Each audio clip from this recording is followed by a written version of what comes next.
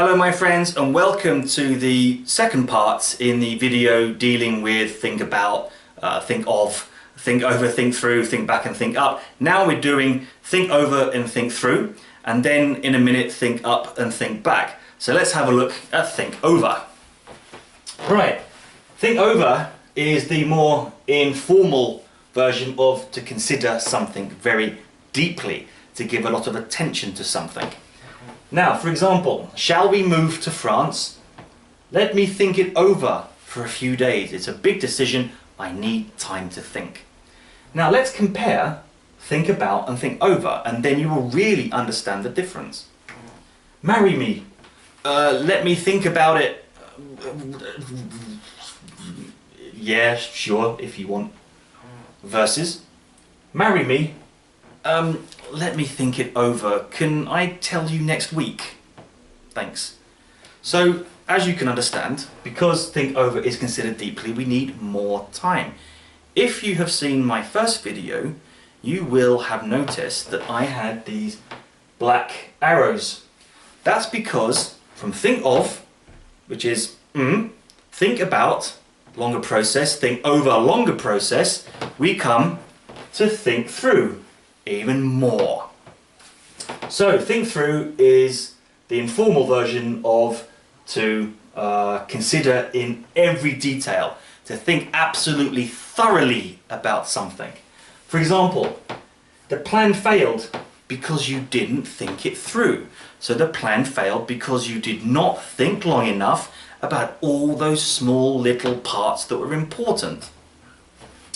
A trip to Somalia sounds great, but we should really think it through. So the idea sounds wonderful, but we really need to think about all those tiny little details. We need a lot of time to think about this.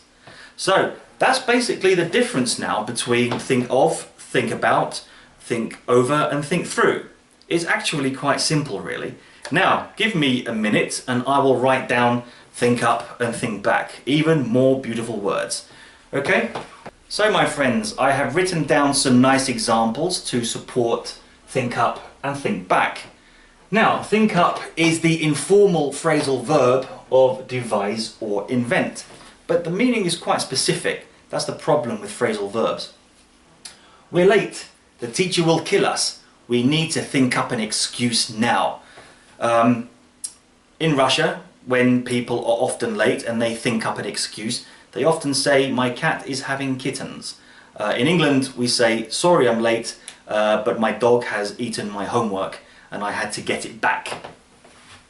Notice, my friends, I have underlined think up an excuse.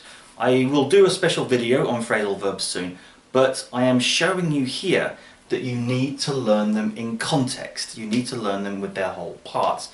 A phrasal verb has very little meaning on its own. So think up an excuse, think up a story, think up a way, as in we need to think up a way of telling your parents we're in love. Think up a way, we need to think up a way.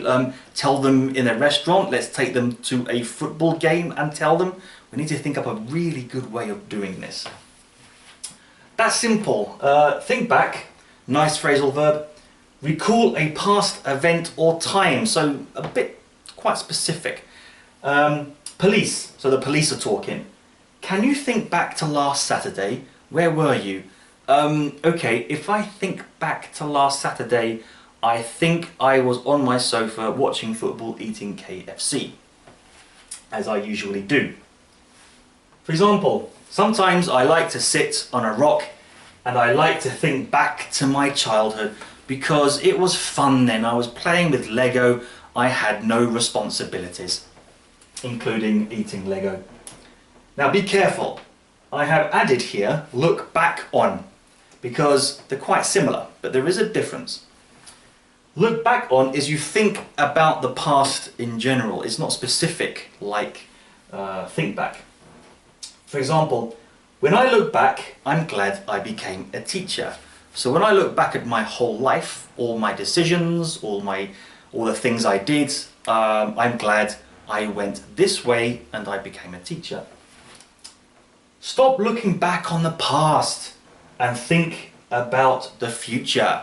Think about the future. I've just used what we learnt earlier. Now, as you can see, this is general, this is more specific. And my friends, that concludes the lesson of, think about, and the ones we've just done in this part 2 video. I hope that was useful for you. I hope that makes things a little bit clearer. Please ask some questions in the comments box below and I'll be happy to help. And please give a thumbs up and subscribe and share. So I'm off to have dinner now, my KFC on the sofa, and I'll see you again soon. Thank you very much, and practice English with me, Paul.